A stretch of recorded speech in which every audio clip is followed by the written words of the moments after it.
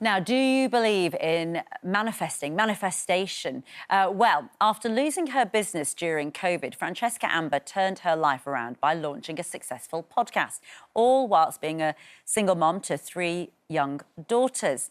And she claims it was all down to manifesting. And Francesca is now sharing her advice in a new book called Manifest Like a Mother.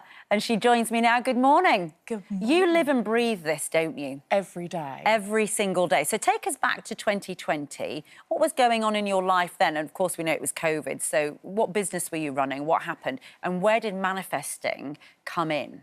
So I was a newly single mum, moved back to London with my daughter, sharing a 1-bedroom flat above a pub in North London. But life was good. I had a beauty business. I Airbnb'd my flat part-time. I was buying a second home in the country. Very small, but, you know, I was living a good life. And then the pandemic hit. I found out I was pregnant with twins. I was single. Wow. And every way I knew to earn money, beauty, Airbnb, it all dried up within a week. And so I was just left not knowing what to do. And were you always a fan of sort of self-help development books and things like that? And so what happened then? Where did manifesting, what did you do in those circumstances? So for a short while, I completely forgot that we are able to manifest and create whatever we want in our lives. I think sometimes when the time gets tough and we need it the most, that's when we actually forget it. And it was after really like a race to the bottom of sitting in this new village where I didn't know anyone, isolated on my own with a toddler with no money, that I suddenly thought, do you know what? I can use my mindset to create a way out of this and actually use this as a catalyst to massively improve my life. And so what did you do? What is manifesting in those circumstances? What are the things you have to do? So it's really getting clear on what you want in your life. If you think so many people go through life just thinking this is what life is handing me, this is what my parents have done before me, or this is what all my friends are doing, and we kind of unconsciously go through life, and one day you wake up and you think, hang on, did I actually consciously choose any of this? So the first thing is just decide what it is that you actually want from your life.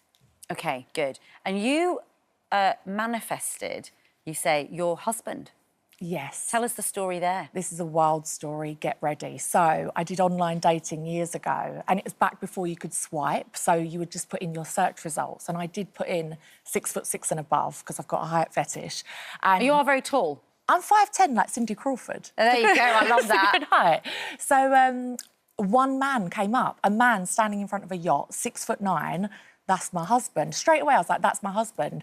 So I messaged him, he never replied. I even contacted the dating website, they were like, nah. And then I printed out his picture, put it on my vision board, and I knew I was never gonna meet him, but I wanted to meet someone like him. And 2.5 years later, my friend's walking down the street in Covent Garden, never done this for me before, never done it since. And she said, oh, my friend loves tall men, do you wanna go on a blind date? It was him. It was the person that was on your vision board? It was the same person. We met up. Everyone said, don't tell him on the first date. I told him. And 6 months later, we were engaged. That is actually totally wild, isn't it? Yeah. But so you're not actually with your husband anymore, right? So critics and sort of sceptics, let me say, of manifesting will go, you didn't manifest that very well. You're not with him anymore. You're divorced. What's your answer to those people? It was one of the best manifestations I ever could have had, because basically I think of him as like my third parent. My parents were very much like, stay in a job even if you hate it, get a mortgage, keep your head down, stay safe.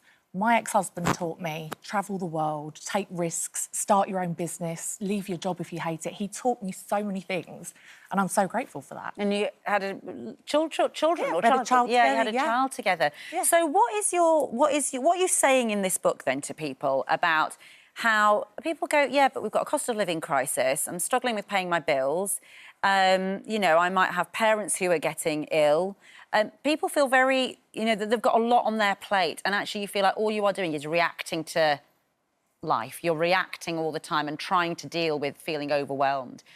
What can you tell people this morning from your own experience and from manifesting if you believe it so much? So I think the more overwhelmed and stressed out you feel about your current life circumstances, the more powerful this will be to you if you're hearing this for the first time. Because if you're quite satisfied with your life, you won't have a great desire to change. But if there's anything in your life you feel really unhappy about, this is going to be very powerful. And so the reason I wrote Manifest Like a Mother is because I've read over 60 self-development books in the last 5 years. I've had a lot of time for this. And a lot of these books were not built with busy women or mums in mind. So your key things before you go are what? What are your tips? What do you have to do? To not take any extra time. So in the morning, rather than having to write a gratitude list and feel like you're failing when you can't do that because your children are screaming, sing songs in the morning that are all about gratitude and saying thank you in them.